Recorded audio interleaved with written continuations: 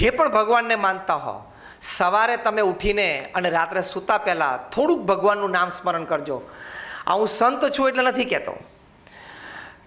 50,000થી પણ વધારે scientific research દેશ પરદેશમાં સેમિનાર્સમાં બહાર આવી છે.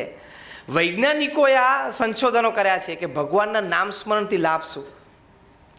સ્પેશિયલ સાયકોન્યુરો સોફ્ટવેર, તમારા કોમ્પ્યુટરમાં બધા જે સોફ્ટવેર્સ આવે ને, સ્પેશિયલ સાયકોન્યુરો સોફ્ટવેર્સથી ભગવાનના નામ સ્મરણ પહેલાં જે આ વ્યક્તિઓ તેના શરીરમાં હાવભાવ પ્રમાણે, વિચારો, મનોવિચાર પ્રમાણે હાર્મોન્સ કેવા રિલીઝ થયા, પછી ભગવાનનું નામ સ્મરણની પ્રેક્ટિસ કરાવી, પછી એ સાયકોન્યુરો સોફ્ટવેર વર્ઝન 2.0થી બધું ચેકિંગ થયું. બહુ વૈજ્ઞાનિક ઢબે થયેલો આ પ્રયોગ છે.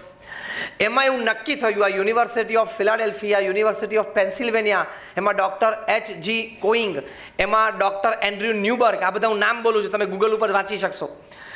તો ભગવાનના નામ સ્મરણથી રોજ 12 મિનિટ ભગવાનનું નામ સ્મરણ કરે તો એ લોકોએ કહ્યું કે જે બાળકો હતા એમાં 20થી 25% વધારો એની યાદદાસ્તમાં જણાણો. આ મોટો લાભ છે કે નહીં? ચલો સ્વર્ગની મોક્ષની વાત પછી કરીએ, એ ભૂલી જાઓ અત્યારે, પણ આ પણ એક મોટો લાભ છે કે નહીં? બીજો મોટો લાભ કે જે તરુણો હતા અને યુવાનો હતા એ લોકોને 20થી 25% વધારો વિલ પાવર અને કોન્ફિડન્સમાં થયો ભગવાનના નામ સ્મરણથી. જે આધેડ વયના હતા, એટલે કે 22થી 60 વર્ષના હતા, એ લોકોને 20થી 25% વધારો બફર કેપેસિટીમાં, એટલે શું, દુઃખ અને ઝાટકા સહન કરવાની શક્તિમાં.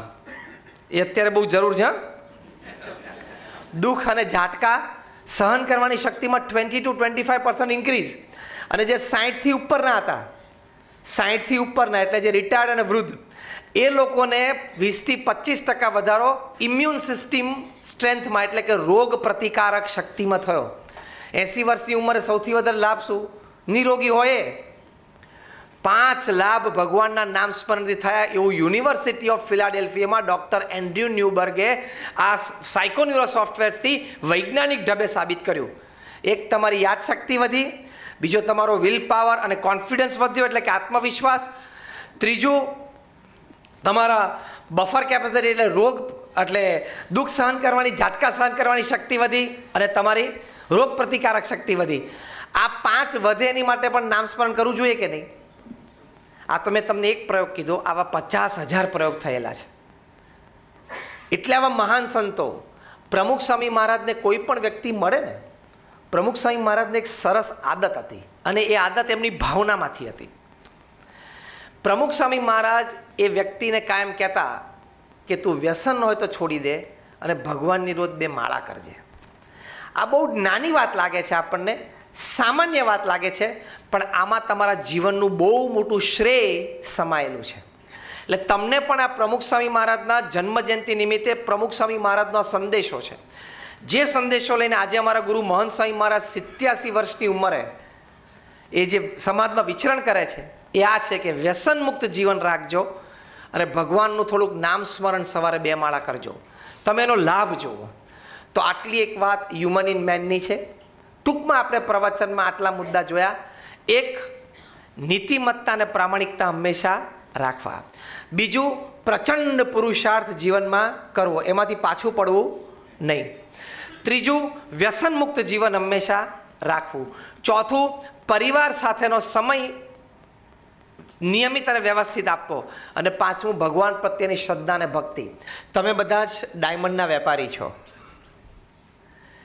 એટલે કે હીરાનું મેન્યુફેક્ચરિંગ પણ કરો છો અને ટ્રેડિંગ પણ, વેચાણ પણ કરો છો. તમને બધાને ખબર છે કે હીરા કાર્બનના બનેલા છે. કાર્બન એટમ છે એના હીરા બનેલા છે. તમને આશ્ચર્ય એ પણ થશે કે કોલસો પણ કાર્બન એટમનો જ બનેલો છે.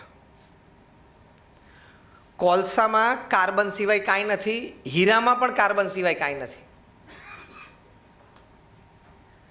તો કોલસાની કિંમત કેટલી ને હીરાની કિંમત કેટલી? એક આટલો નાનો હીરો હોય એમાં 2-5 ટ્રક, 10, 15, 25 ટ્રક ભરીને કોલસા આવે. એક મા બાપના 2 દીકરામાં આટલો ફેર હોય, પણ આમાં છે. બેઝિકલી પ્રેશરથી બંને બનેલા છે. મિલિયન્સ ઓફ યર્સથી, કરોડો વર્ષથી કોલસો કે હીરા એ આ દબાણથી, ધરતી નીચે પ્રેશરથી બનેલા છે. એ જે કાર્બન એટમ છે એ જો આડાવડા ગોઠવાય, જેને વિજ્ઞાનની ભાષામાં, ફિઝિક્સ એટલે કે ભૌતિક શાસ્ત્રની ભાષામાં હેફેઝાર્ડ સ્ટ્રક્ચર કહે, એટલે કોઈ નીતિ નિયમ વગરનું આડું અવડું જો ગોઠવાઈ જાય કાર્બન બધા, તો એ કોલસો બની જાય.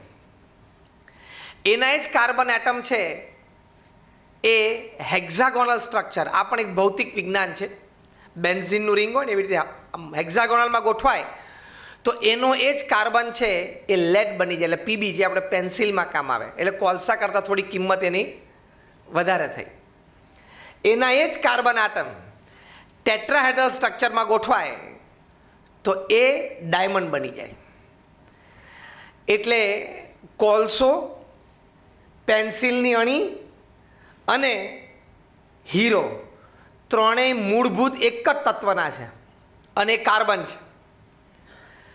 પણ એ કાર્બન એટમ કેવી રીતે ગોઠવાના ને એની ઉપર એની કિંમત નક્કી થઈ. એની ઉપર એની કિંમત નક્કી થઈ. એકવાર એક અમારા બહુ જ સારા પરિચિત વ્યક્તિ એ ત્યાં આવ્યા હતા મંદિરે અને કે સ્વામી, મારી પાસે એક મોટી જણસ છે, મારે ભગવાન પાસે પ્રસાદીની કરાવી છે, એટલે સારા ભાવે વેચાય, દ્રષ્ટિ કરાવી હતી. તો આટલું નાનું આઈટમ કાઢી, આટલો નાનો હીરો હતો, આમ 1.5 વીઘા જેટલો. પછી સાહજિક મેં પૂછ્યું, મેં કોની કિંમત કેટલી? તો કે સાહેબ તમે બોલો ને. મેં કહ્યું ભાઈ આ તો અમારી લાઈન છે જ નહીં. માણસની કિંમત કાઢવી હોય તો હમણાં 5 મિનિટ વાતો કરીને કાઢી લઉં.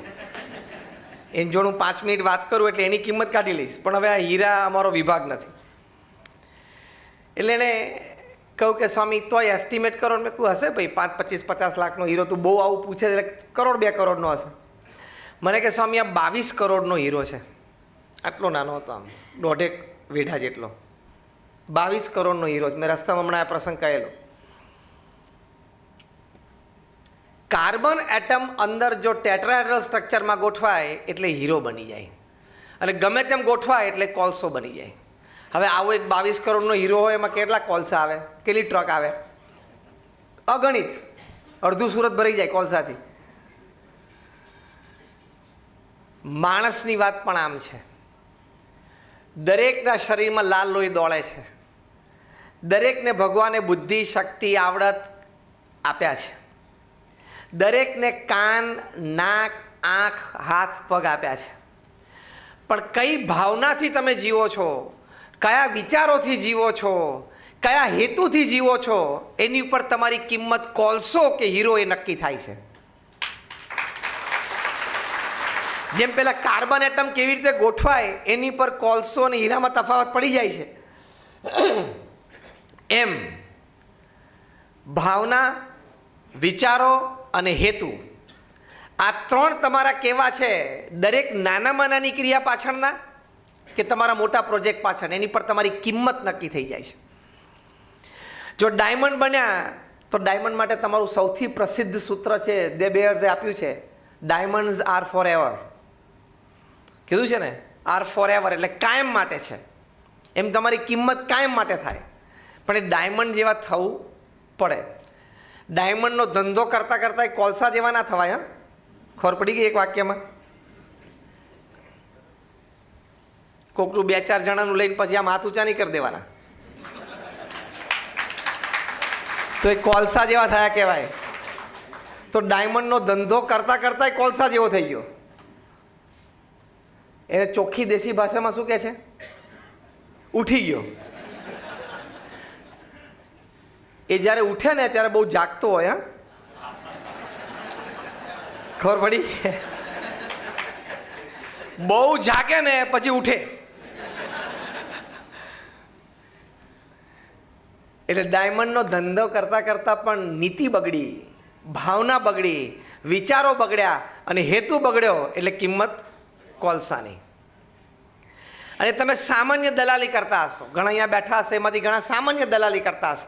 નીતિ ચોખ્ખી હશે, પ્રામાણિકતા હશે, તો આ બે સદ્ગુણોમાં એટલી તાકાત છે, તમારી નીતિમત્તા અને પ્રામાણિકતાની વાતો ઠેઠ મોટા મોટા વેપારીઓ સુધી પહોંચતા વાર નહીં લાગે. તમે ઘરેથી નીકળો ત્યારે શર્ટ ઉપર પરફ્યુમ છાંટ્યું હોય, એ તમે ઓફિસે આવો કે લોકોને મળો તો 2-5 ફૂટના આજુબાજુના રેડિયસમાં લોકોને એની સુગંધ આવે છે કે નહીં? હા કે ના? લોહી ચુંબક અહીં મૂક્યો તો આજુબાજુ નાની મોટી ખીલીઓ હોય ને તાણી લે કે નહીં? તો પરફ્યુમમાં એટલી તાકાત છે કે આજુબાજુવાળા લોકોને સુગંધ આપી શકે. મેગ્નેટમાં એટલી તાકાત છે કે આજુબાજુથી લોખંડ ખેંચી શકે. તો નીતિમત્તા અને પ્રામાણિકતા એમાં એટલી તાકાત છે કે તમારી સુગંધ બજારમાં પ્રસરે ખરી. પેલી બે નિર્જીવ વસ્તુ છે, એમાં એટલી તાકાત છે, તો આ તો સદ્ગુણ છે, ધર્મ છે, એની સુગંધ પ્રસરે જ. તમે નીતિમત્તા અને પ્રામાણિકતા રાખશો, આ પહેલો મોટો ગુણ હ્યુમન ઇન મેન, માણસમાં માનવ. તમે લાખ પાઠ પૂજા કરતા હો પણ નીતિમત્તા અને પ્રામાણિકતામાં ચૂકો એટલે પહેલા લાખ પાઠ પૂજા 0. ખ્યાલ આવ્યો? તમે કદાચ રોજ મંદિર જતા હો, રોજ ભગવાનની માળા કરતા હો, પણ વ્યક્તિગત પારિવારિક જીવનમાં, વ્યવસાયિક સામાજિક જીવનમાં નીતિમત્તા અને પ્રામાણિકતા સાવ ચૂકી જતા હો તો એ અધર્મ તો છે જ. અને મેં કહ્યું એમ નીતિમત્તા અને પ્રામાણિકતા રાખશો તો તમારી પ્રગતિ શરૂઆતમાં તમને ઓછી દેખાશે, ધીમી દેખાશે, પણ આજે નહીં તો કાલે અને કાલે નહીં તો પરમ દિવસે પ્રગતિ જરૂર થશે. It has to happen. અને હવે તો જમાનો એવો આવ્યો છે કે કોઈ વ્યક્તિ ખોટું કામ લાંબુ ચલાવી શકશે નહીં. કારણ કે માર્કેટ ઓપન છે, ઇન્ટરનેટનો જમાનો છે, સોશિયલ મીડિયા છે, એટલે એ વાત તરત બહાર આવશે જ. હવે બધી સારી સારી રેસ્ટોરન્ટમાં કે હોટલમાં તમે જાઓ તો હવે લોકો બોર્ડ લગાવવા માંડ્યા કે દરેક વ્યક્તિ જે અહીંયા જમવા માટે આવે છે અથવા તો અમારા દરેક જે ગ્રાહક આવે છે એ પ્રેમથી અંદર જઈને અમારું રસોડું ગમે ત્યારે જોઈ શકે છે. આવું બોર્ડ લાગવા માંડ્યા રેસ્ટોરન્ટ ઉપર કે તમે જુઓ પ્રેમથી, અમારા રસોડામાં પાછળ જાઓ, છૂટથી જાઓ. તમે શાકભાજી કેવી રીતે રાખીએ છીએ, કેવી રીતે કટ કરીએ છીએ, કેવી રીતે ચોખ્ખાઈ રાખીએ છીએ, બનાવીએ છીએ, તમે જુઓ ને જાતે, પછી પ્રેમથી જમો. એટલે એટલી ટ્રાન્સપરન્સી લાવવી પડી. ખ્યાલ આવ્યો? આ કોમ્પિટિશનના ધંધામાં એટલી ઓપનનેસ લાવવી પડી. એટલે બહુ જ સાચી અને સ્પષ્ટ વાત છે. એટલે નીતિમત્તા અને પ્રામાણિકતા. દુનિયાના સૌથી ધનાઢ્ય વ્યક્તિ છે બિલ ગેટ્સ, માઇક્રોસોફ્ટ કંપનીના ચેરમેન, અત્યારે ચેરમેન એમેરિટસ છે. હમણાં જ 10 દિવસ પહેલા ફોર્બ્સ મેગેઝિને જાહેરાત કર્યું કે ફરી વખત બિલ ગેટ્સ દુનિયાના નંબર 1 ધનાઢ્ય બન્યા. હમણાં અઠવાડિયા 10 દિવસ પહેલા જ ફોર્બ્સનો રિપોર્ટ આવ્યો. એક અંદાજ પ્રમાણે 80 થી 90 અબજ ડોલરના એ માલિક છે. 1 અબજ ડોલર એટલે અત્યારે આપણે રાઉન્ડ ફિગર ગણો, 70નો ભાવ લઈએ, 71, 73, 75 નો નહીં પણ 70, તો 7,000 કરોડ રૂપિયા થયા. 7,000 કરોડ રૂપીઝ. 1 અબજ ડોલર એટલે એવા 70 ગણો એટલે 5 લાખ કરોડ. 5 લાખ કરોડ. મીંડા તમારા મોબાઈલમાં સમાશે નહીં 5 પછીના, કારણ કે 12 થાય ડિજિટ. એ માણસે એમનું જીવન ચરિત્ર લખ્યું છે. એ પુસ્તકનું નામ છે business at the speed of thought. તમારે વેપાર ધંધો તમારી વિચારની ગતિએ કરવો છે કે મને વિચાર આવ્યો કે આ કરવું છે અને હું કરી શકું અને એ થાય અને એમાંથી મને લાભ મળે. Business at the speed of thought. આમાં બિલ ગેટ્સ લખે છે કે મારા જીવનનું રહસ્ય, મારી સફળતાનું કારણ 3 મુદ્દા છે. પહેલો મુદ્દો ડિટર્મિનેશન, એટલે નક્કી કર્યું કે કરવું છે. પહેલો મુદ્દો શું? નક્કી કર્યું કે કરવું છે. પછી એમાં દરવાજો બંધ હોય તો ખોલી નાખવાનો અને દરવાજો ન હોય તો દિવાલ પાડી દેવાની, પણ નીકળવું છે એટલે નીકળવું જ છે. That determination. એટલું સ્ટ્રોંગ માઇન્ડેડ નક્કી થવું જોઈએ કે આ કરવું છે એટલે કરવું છે. હા, કરતાં પહેલાં 100 વાર વિચાર કરવાનો. પ્રમુખ સ્વામી મહારાજના ગુરુ શાસ્ત્રીજી મહારાજનો સિદ્ધાંત હતો, જેણે સંસ્થા સ્થાપી. હું જે સંસ્થામાંથી આવું છું એ દુનિયાની પ્રથમ 10માંની એક સંસ્થા છે સમાજ સેવામાં. યુનાઇટેડ નેશન્સમાં યુનોમાં અમારી સંસ્થાને પરમેનન્ટ સીટ છે. તમે બધાએ અક્ષરધામ જોયું હશે. સુરતમાં તમે બધા રહો છો એટલે અડાજણના કિનારે પણ મોટું મંદિર જોયું હશે. પાછળ અમારી મોટી હોસ્પિટલ પણ જોઈ હશે, પ્રમુખ સ્વામી હોસ્પિટલ. આવા નાના મોટા 1200 કેમ્પસ પ્રમુખ સ્વામી મહારાજે એકલા હાથે ઊભા કર્યા. અને એમાં તમારા લોકોની જેમ કોમર્શિયલ એક્ટિવિટી નહોતી કે આપણું દર વર્ષે આટલું ટર્નઓવર છે ને આટલો પ્રોફિટ છે ને આટલું. આશીર્વાદ આપીને દાન જ લેવાનું. હા, રોજ સવાર ઉઠીને માંગવાનું જ. એમાં આવડી મોટી સંસ્થા ઊભી કરવાની. 110 હોસ્પિટલો ઊભી કરી. હોસ્પિટલ, હોસ્ટેલ, સ્કૂલ અને કોલેજ. અને એનું સફળ સંચાલન કરવાનું. એવા માણસો શોધવાના પાછા. એ પ્રમુખ સ્વામી મહારાજ એક સિદ્ધાંત કાર્યલક્ષ્ય રાખતા હતા. જે પહેલો મુદ્દો આપણે જોઈએ છે ને હ્યુમન ઇન મેનમાં, એમાં પેટા મુદ્દો નક્કી કરવું. પ્રમુખ સ્વામી મહારાજ એક સરસ સિદ્ધાંત શીખવાડતા ને એ પ્રમાણે પોતે કરતા. એ એમના ગુરુ શાસ્ત્રીજી મહારાજ પાસેથી આ સિદ્ધાંત શીખેલા.